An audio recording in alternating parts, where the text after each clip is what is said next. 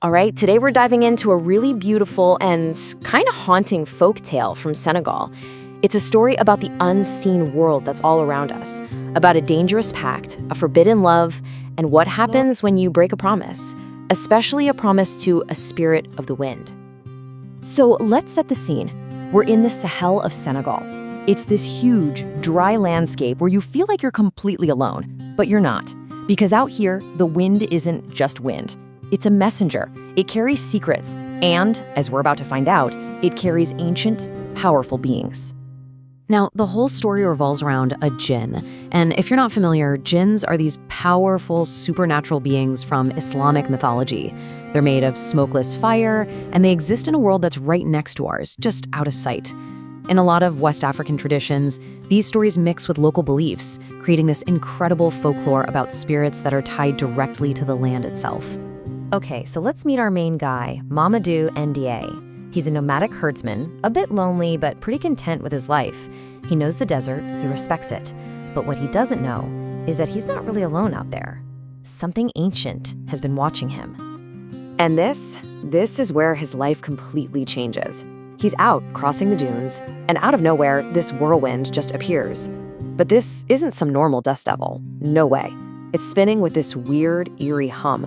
And from inside it, Mamadou hears a voice, and it's calling his name. The whirlwind vanishes as quickly as it came, but it leaves something behind, a clue. A single set of tiny, bare footprints in the sand.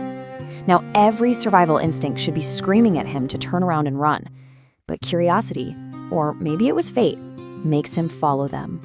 And that one decision takes him from the world he knows into this other space, where the spirit world and our world can actually touch.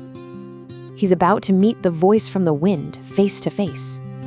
And there she is, beneath this massive old baobab tree. She's this glowing woman with these unbelievable shimmering silver eyes. She tells him her name is Yaye Aissatou, and that she's a Jinn. And get this, she says she's been watching him for years, drawn to his good heart and the songs he sings to the stars at night. So because she's lonely, Yaye Aissatou makes him an offer, a pact. She'll give him her company, one light, every single month. The rule is super simple. He just has to speak her name out loud under the full moon. The warning, though, it's chilling. If he ever forgets, the wind will take him, just like it took others before him. And this is such a classic folktale move, right? The deal with a supernatural being is always a test.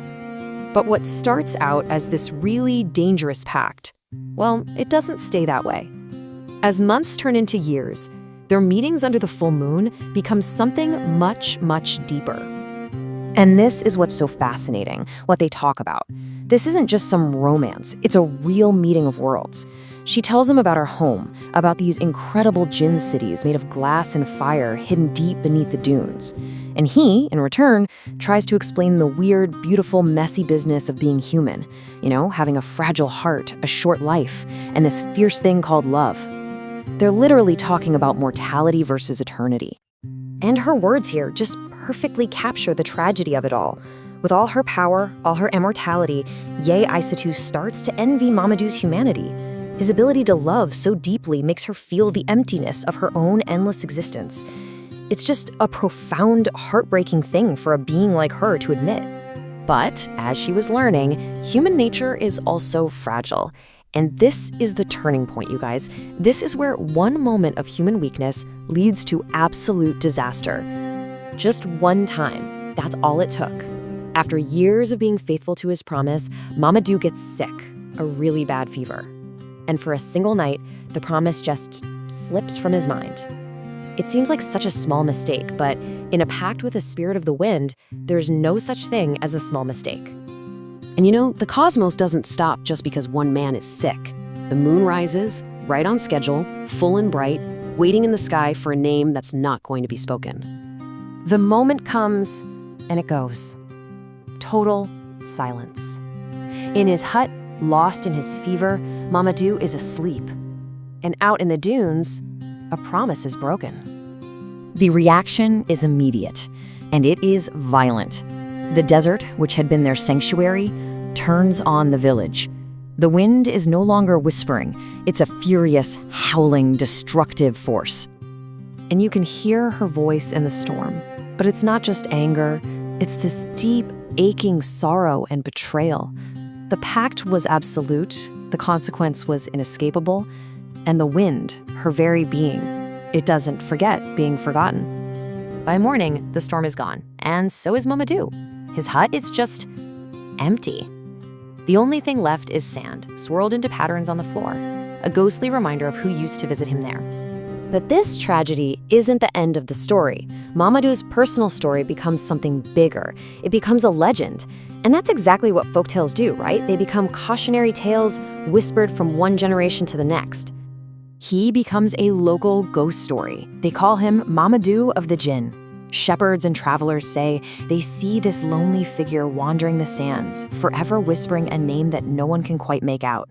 And sometimes, they say a second shimmering shadow walks right beside him. The story even gets turned into a song, and this verse just nails it. Blow in, blow across the sand. Trace my footprints where they stand.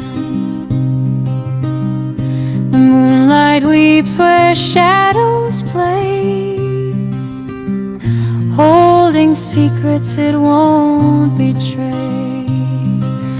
Oh, dunes that whisper her lost name, bound by love and bound by shame.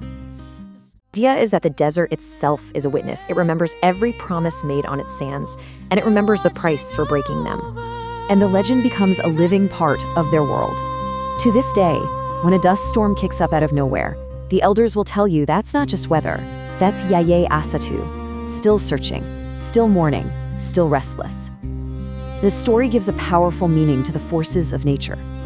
But the legend also offers a little bit of protection, a piece of wisdom learned from Mamadou's fate. They say if you're ever caught in a storm like that and you feel an unseen touch, like a hand brushing your cheek, you should whisper, "I remember you." It's a sign of respect.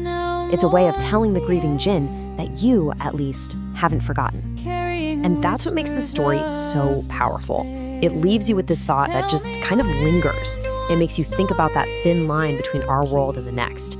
And it makes you wonder what you would do if the wind decided to speak directly to you.